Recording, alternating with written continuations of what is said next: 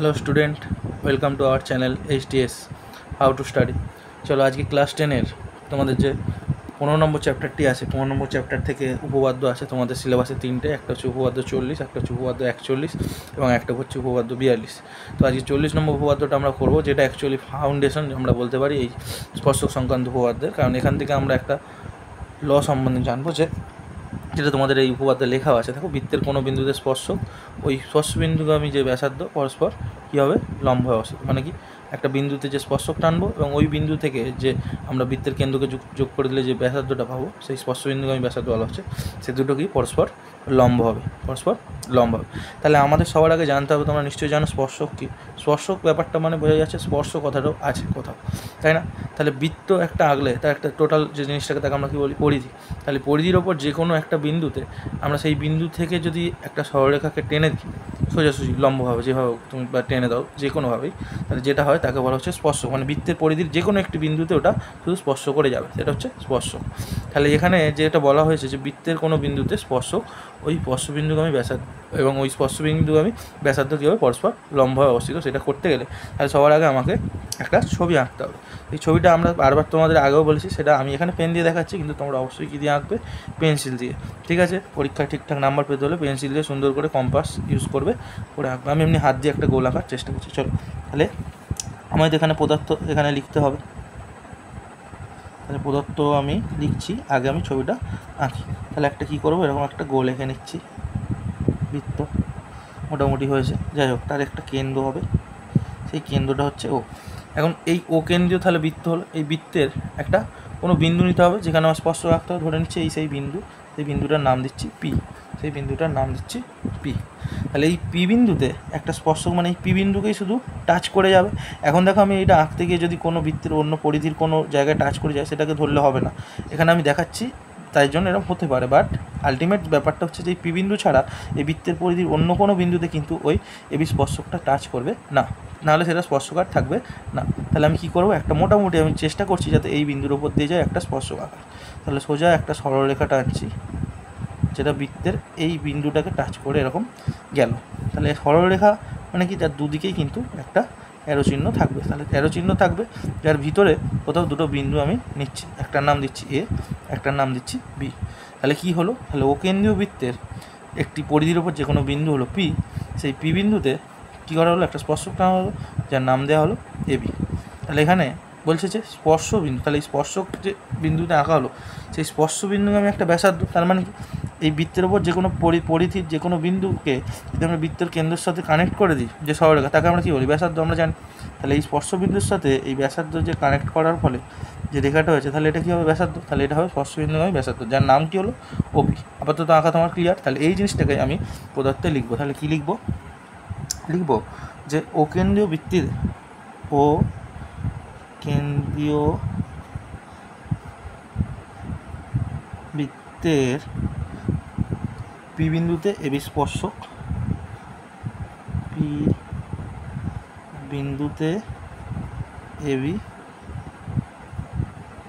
স্পর্শক এবং ওপি, ওপিটা এই যে এবি স্পর্শক এবং ওপিটা, ওপি কি পি বিন্দুগামী, পি বিন্দু থেকে যেহেতু গেছে তাই তাকে আমরা কি বলতে পারি, পি বিন্দুগামী ব্যাসার্ধ। কী বলবো, ব্যাসার্ধ। ওকে, এইটুকুই আমরা করলাম। তাহলে একটা কেন্দ্রীয় বৃত্ত আঁকলাম, তার একটা ওপর পি বিন্দু নিলাম, পি বিন্দু একটা স্পর্শক আঁকলাম এবি, সেটাই লিখলাম।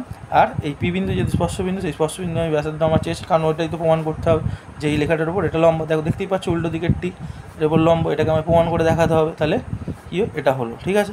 এবার আমার পদার্থের পরে যে স্টেপটা আসে, সেটা হয় কি, প্রামাণ্য বা প্রমাণ করতে হবে। তাই আমি প্রামাণ্য লিখছি। তাহলে প্রামাণ্য কী লিখব, যে এই যে এবি স্পর্শক আর এই যে ওপি, অর্থাৎ এই যে পি বিন্দুগামী যে ব্যাসার্ধ, সেটা কি পরস্পর লম্ব। তাহলে সেটাকে লিখব, কী লিখব, যে ওপি ও এবি স্পর্শক পরস্পর লম্ব, পরস্পর লম্ব। অর্থাৎ এটাকে আমি যদি একটু শর্টে লিখি, গাণিতিক করে, ওইটুকু লিখলেও তোমাদের হবে, আমি এখানে বোঝানোর জন্য লিখছি। তাহলে কী লিখতে পারি, ওপি লম্ব, এরকম উল্টো দিকের টি চিহ্ন, সেটা কী হবে, এবি। অপিলম্ব এবি। এটুকু ক্লিয়ার? আচ্ছা, তাহলে প্রদত্ত হয়ে গেল, প্রামাণ্য হয়ে গেল। এখন দেখো এই ছবিটুকু থেকে আমরা যে প্রমাণটা করবো, আমি এখানে চিত্রে দেখতে পাচ্ছি এটা মোটামুটি এর ওপর লম্ব, কিন্তু এভাবে তো করলে হবে না, আমাদের সঠিক যুক্তি দিয়ে এটা প্রমাণ করে দেখাতে হবে। তাহলে এই যুক্তি দেওয়ার জন্য আমাকে তাহলে কিছু কাজ করতে হবে। তাহলে কী কাজ করতে পারি? তাহলে একটা আমি কী করবো, এই এবি স্পর্শকের উপর একটা বিন্দু নেব, সেই বিন্দুটার সঙ্গে আমি কী করবো, বৃত্তের কেন্দ্রটাকে যোগ করে দেবো। করে দেওয়ার পর একটা ত্রিভুজ পাবো, তাই না? এই ত্রিভুজের থেকে আমরা একটা কী ব্যবস্থা করব, তাহলে এইখানে যে কোণটা তৈরি হবে এটা যদি 90 ডিগ্রি হয়ে যায়, তাহলে এটা কী হবে, লম্ব বোঝা যাবে। কিন্তু আমার সেটা লাগবে না, আমি জাস্ট বোঝানোর জন্য বলছি। তাহলে এখানে একটা আমি ধরো বিন্দু নিলাম, সেই বিন্দুটার নাম দিয়ে দিচ্ছি আমি কিউ। কী বিন্দু? কিউ। তাহলে কিউ বিন্দুটাকে আমি কী করব, এই ও এর সঙ্গে কী করে দেবো, যুক্ত করে দেবো। তাহলে ও কিউটাকে কী করলাম, যুক্ত করলাম। তাহলে ও কিউ যুক্ত করায় দেখো বৃত্তের পরিধির ওপর কোনো একটা বিন্দুতে এই ও কিউ রেখাটা কিন্তু টাচ করলো, সেই বিন্দুটাকে আমি ধরে নিতে, সে আমি নাম দিচ্ছি আগে। তাহলে আমি এখানে কী করা হলো, অ্যাকচুয়ালি এটা অঙ্কন করা হলো, তাই অঙ্কন পয়েন্ট এখানে অ্যাড করতে হবে। এটা যেহেতু নতুন করে আঁকলাম প্রদত্তর পরে, তাই আমাকে অঙ্কনে আনতে হবে এটা। তাহলে অঙ্কনে কী করবো দেখো, তাহলে অঙ্কনে যেমন লিখবো যে এবি স্পর্শকের ওপর কিউ একটি বিন্দু নেওয়া হলো এবং ও কিউ যুক্ত করা হলো। তাহলে এবি স্পর্শকের উপর কিউ যে কোনো একটি বিন্দু নিলাম এবং কী করলাম দেখো, ও আর কিউকে যুক্ত করলাম, ও কিউ যুক্ত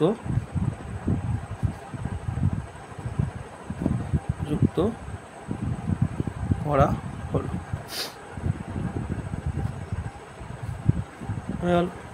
তাহলে অঙ্কন তোমাদের ক্লিয়ার আশা করি।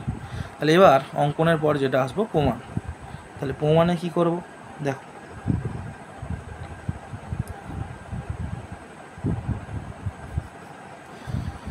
তাহলে প্রমাণ দেখতে আমার এটা বুঝতে হবে। দেখো এখানে এই যে কিউ বিন্দুটা নিয়েছি, এই কিউ বিন্দুটা কিন্তু এই বৃত্তের বাইরে আছে। তাহলে বৃত্তের বাইরে একটা বিন্দু, তাহলে এই বৃত্তের বাইরে একটা বিন্দু স্পর্শকের ওপর অবশ্যই সেটা। তাহলে দেখতেই পাচ্ছি যে এই যে এইখানে ধরো একটা ছেদ বিন্দু, তাহলে যেহেতু বৃত্তের বাইরে আছে, তাহলে বৃত্তের বাইরে বিন্দু হওয়ার ফলেও যেহেতু এটা তার কেন্দ্রের সাথে কানেক্টেড আছে, তার মানে এই বৃত্তের কেন্দ্র দিয়ে যেহেতু গেছে, তাহলে বৃত্তের পরিধির কোনো না কোনো বিন্দুতে টাচ করেছে। সেই যে ছেদ বিন্দু তার নাম দিচ্ছি ধরো আর, সেই বিন্দুটার নাম দিচ্ছি আর, সেটা আমি তাহলে লিখে নেব। ঠিক আছে, তাহলে কী লিখবো প্রমাণে, লিখবো যে স্পর্শক এবি এর উপর স্পর্শবিন্দু পি ছাড়া, তাহলে এই যে স্পর্শক এবি ওপর স্পর্শ বিন্দু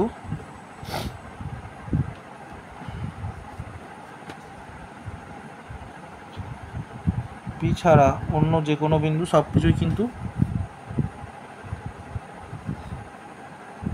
বৃত্তের বাইরে। কিন্তু দেখো তুমি ভালো করে, আমি তোমাদের ফার্স্টেই বললাম যে বৃত্তের পরিধির ওপর যে কোনো একটা বিন্দু, সেখান থেকে একটাই স্পর্শক আঁকা যাচ্ছে, তাহলে ছাড়া অন্য যে কোনো বিন্দু বৃত্তের বাইরে অবস্থিত। সেই অনুযায়ী তাহলে কিউ বিন্দুটা নিশ্চয়ই বৃত্তের বাইরে, আমরা সেটা দেখতেও পাচ্ছি বাইরে অবস্থিত, লিখে নিলাম। তাহলে সেই অনুযায়ী আমরা বলতে পারি, তাহলে যেহেতু কিউ বিন্দুটি বৃত্তের বাইরে অবস্থিত, এই লাইনটা করো, হ্যাঁ অসুবিধা নেই, অবস্থিত, অর্থাৎ এই যে ও এর সাথে এটা কানেক্টেড না, ও কিউ, দেখো ও কিউ, তাহলে ও কিউ কী হবে, ও কিউ বৃত্তটিকে একটি বিন্দুতে ছেদ করেছে, যেটা আমি একটু আগে বললাম আর বিন্দুতে। তাহলে ও কিউ বৃত্তটিকে একটি বিন্দুতে ছেদ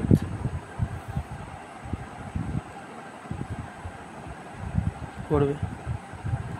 তাহলে ওটা কী বলবো, ছেদ বিন্দু। তাহলে ধরি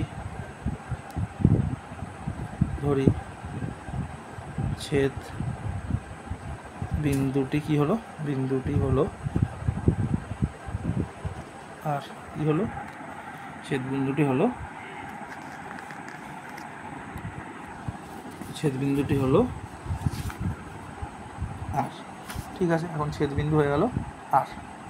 তাহলে যেহেতু ছেদবিন্দু এখানে আর হলো, তাহলে একটু ভালো করে যদি আমরা এখানে দেখি যে এই ও আর এই অবধি একটা আর কিউ একটা, তাহলে আমি যদি একটু পরিষ্কার করে এখানে সুন্দর করে ছবি থেকে বুঝতে চাই, তাহলে ও আরটা দেখো ও কিউ হচ্ছে ছোটো ডেফিনেটলি, কারণ আর কিন্তু ও কিউ এর মধ্যবর্তী যে কোনো একটা জায়গায় আছে, তাই না? তাহলে কী লিখব,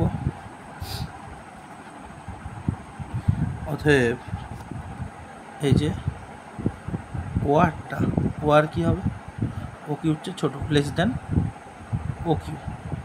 সাইডে এটা ব্র্যাকেটে লিখে দাও, যেহেতু আর ও কিউ এর কি মধ্যবর্তী হয়ে গেল। আবার তুমি একটু ভালো করে যদি দেখো যে এই যে ও আরটা আর ওপিটা, তাহলে বৃত্তের পরিধির ওপর থাকা যে কোনো একটি বিন্দু থেকে বৃত্তের কেন্দ্রের যে সংযোগ সরলরেখা, এটা আমরা জানি ব্যাসার্ধ, তাহলে ওপিটাও একটা ব্যাসার্ধ, আবার ও আরটাও ব্যাসার্ধ, আর বৃত্তের সব ব্যাসার্ধই সমান, তাহলে ওপি আর ও আর কী হবে, সমান হবে। এবং তাহলে এবং আচ্ছা আবার বলবো, এখানে দেখো আবার ওপি সমান কি ও আর, ওপি সমান ও আর। ঠিক আছে, কেন, তাহলে এরা একই বৃত্তের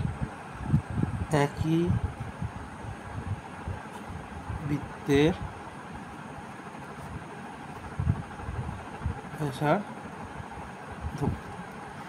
একই বৃত্তের এরা ব্যাসার্ধ, এফডি ক্লিয়ার। আবার তুমি একটু আগে এখানে কি করে রেখেছো যে ও আর ও কিউ হচ্ছে ছোটো, আর ও আর ওপিকে তুমি এখানে সমানও দেখাচ্ছ, তাহলে ওপিটা তাহলে নিশ্চয়ই ও কিউ হচ্ছে ছোটো হবে, সেটাই আমি লিখে দেবো। তাহলে ওপি ও কিউ হচ্ছে ছোটো, তাহলে ওখানে ও আরের জায়গায় ওপি লিখতে পারি। তাহলে অতএব ওপি ও এই যে পিটা লেস দেন কী হবে, এটা কিন্তু পি, হ্যাঁ একটু ঠিক করে নিও। তাহলে ওপি ও কিউ হচ্ছে ছোটো হবে। তাহলে এখন তুমি একটু ভালো করে দেখো ব্যাপারটা, যে এই যে কিউ বিন্দুটা আছে, তাহলে কিউ বিন্দু এবি স্পর্শকের উপর যে কোনো একটি বিন্দু, এটা তো আমরা দেখতে পাচ্ছি, ঠিক আছে। কিন্তু এই এবি স্পর্শকের ওপর এই ও কেন্দ্র থেকে আমরা যা সরলরেখা টানবো, সবচেয়ে ছোটো সরলরেখা কোনটা হবে দেখো তো, এই লম্বটাই, এই লম্বভাবে সেটা দাঁড়িয়ে আছে, মানে কি ওপি, মানে যেটা স্পর্শবিন্দু। বাকি তুমি একটু দেখো সব কেরাচে লাইন, এগুলো কিন্তু যদি মাপো দেখা যাবে, তুমি এমনিই দেখতে পাচ্ছ এগুলো একটু একটু বড় হবে, কিন্তু এই সোজাসুজি যেটা নেমেছে এটাই সবচেয়ে ছোটো হবে। আর আমরা কি জানি, যে কোনো বিন্দু থেকে একটা সরলরেখা পর্যন্ত যে সবচেয়ে যে লম্ব দূরত্বটা হয় সেটাই কী হয়, সবচেয়ে ক্ষুদ্রতম হয়, অর্থাৎ ক্ষুদ্রতম দূরত্বটাই কী হয়, লম্ব দূরত্ব, ঘুরিয়ে বললে, তাই না? আমরা সেটাই তো চেয়েছি যে এইটা এর ওপর লম্ব হতে গেলে তাহলে এইটা প্রমাণ করবো যে এটা সবচেয়ে ক্ষুদ্রতম, হলেই হয়ে যাবে। তাহলে সেটাই আমরা লিখব। তাহলে কি, তাহলে যেহেতু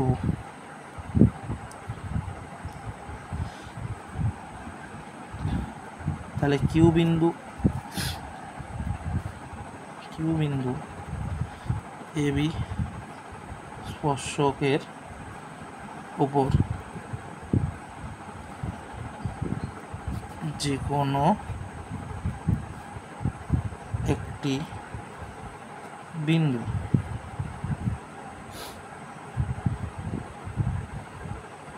তাহলে এখানে আমি সুতরাং লিখতে পারি, সুতরাং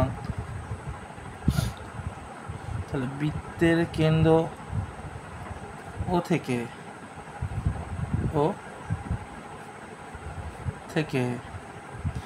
এবি স্পর্শক পর্যন্ত, মানে এবি স্পর্শক পর্যন্ত, মানে এই ও থেকে এই যে এবি স্পর্শ, মানে এই পুরো এখান থেকে এই অবধি যতগুলো এরকম সরলরেখা যত সরলরেখা টানা যায়, তার চেয়ে সবচেয়ে ক্ষুদ্রতম তুমি দেখবে এটাই, তাই না? বোঝা যাচ্ছে।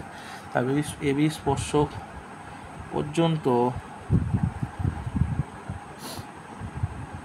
যত সরল রেখাংশ অঙ্কন করা যাবে ওপি, তাদের মধ্যে কি হবে, ক্ষুদ্রতম। বুঝতেই পারছি আমরা, তাদের মধ্যে ক্ষুদ্রতম। আবার ক্ষুদ্রতম দূরত্বই কি,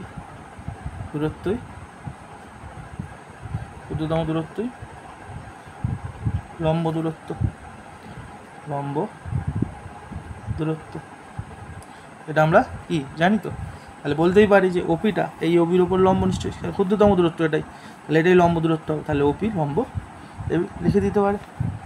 তাহলে অর্থাৎ সুতরাং যা ইচ্ছে দাও, তাহলে ওপি লম্ব এবি, আর এটাই তোমায় প্রমাণ করতে দিয়েছিল, দেখো ওপি লম্ব এবি, তাহলে পাশে শুধু এখানে ব্র্যাকেট দিয়ে প্রমাণিত লিখে দাও, ঠিক আছে। তাহলে উপপাদ্য প্রমাণ হয়ে গেল একদম খুব সুন্দরভাবে।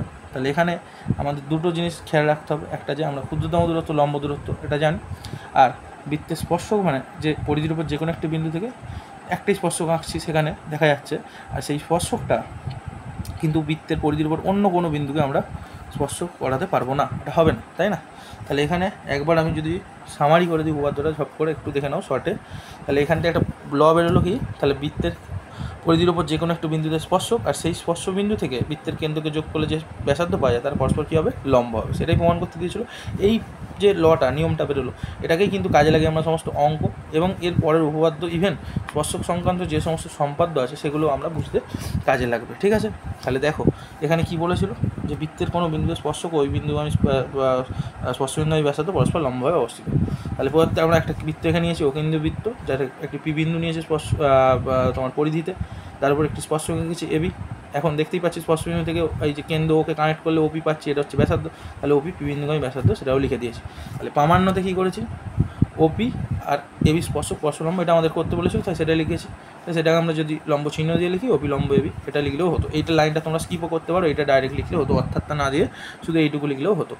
তাহলে অঙ্কনে এবার কী এলাম, তাহলে অঙ্কনে হলো যে আমরা দেখতে পাচ্ছি এইখান থেকে আমরা এইটুকু আঁকলে, যে আমরা তোমার ভিডিওটা যখন একটুখানি দেখবে ভালো করে তখন এইটা ছিল না, তাহলে তখন থেকে আমরা কোনো ক্লু পাচ্ছিলাম না যে এটা প্রুভ করো। তাহলে আমরা জানি একটা যদি সমকোণীতি বোঝাচ্ছি, তাহলে এইখানে একটা সমকোণ ছিল 90 ডিগ্রি, তখন বুঝতে পারবো এটা লম্ব, তাই না। সেরকম একটা মডেল আমরা করতে চেয়েছি এখানে। তাহলে কী করলাম, তাহলে একটা কিউ বিন্দু নিলাম এবি স্পর্শক, দেখো এখানে আমরা লিখেছি, তাহলে স্পর্শক এবি এর উপর স্পর্শবিন্দু পি ছাড়া অন্য বিন্দু যে কোনো বিন্দু বৃত্তের বাইরে অবস্থিত, তাই না। আমরা জানি তো যে স্পর্শবিন্দু একমাত্র একটাই বিন্দু থাকতে পারে, বাকি সব বৃত্তের বাইরে হবে।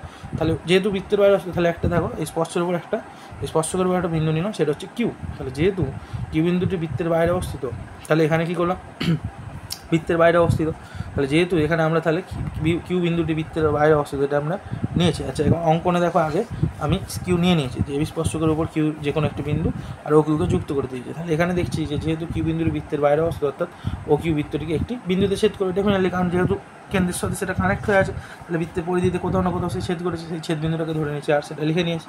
এখন দেখতে পাচ্ছি ও আরটা ডেফিনেটলি ও কিউ হচ্ছে ছোটো হবে, দেখতেই পাচ্ছ আরটা কাদা মাঝখানে আছে ও কিউ, সেটা লিখে দিয়েছি। হ্যাঁ, তারপরে দেখো তাহলে ও আর আর ওপি একটু ভালো করে দেখো, এরা কিন্তু ব্যাসার্ধ এই বৃত্তটা, আর ব্যাসার্ধ সবসময় কেউ একই বৃত্তের ক্ষেত্রে একই ব্যাসার্ধ, সব ব্যাসার্ধ কেউ সমান হবে, তাহলে ওপি আর ও আর সমান হবে। তাহলে ও আর যেহেতু ও কিউ হচ্ছে ছোটো, তাহলে একইভাবে তাহলে আমরা বলতে পারি যে ওপিটাও ও কিউ হচ্ছে ছোটো।